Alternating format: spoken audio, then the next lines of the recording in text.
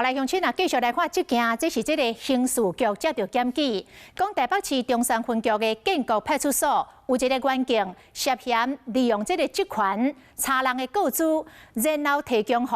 不动产业者所组成的土地诈骗集团，针对着遗产无人继承的独居的老大人，伪造这个遗书，偷领死者留落来的土地，是价值9亿。地检署甲员警、律师甲相关的业者，总共41个人约谈到案。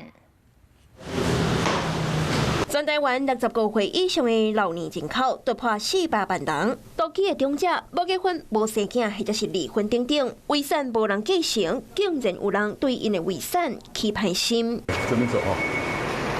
要担任银行上理的律师，知影无人继承遗产，法院公告半年期本就收集国库，涉嫌勾结由不动产的业者所组成的土地诈骗集团，象征独居过身的老岁仔，无生囝或者是囝儿伫国外，传统警察查个人资料，了后伪造或者是变形伪造，而且找律师公证假伪造，昨年上北市真济笔土地，初步估计总价达上亿。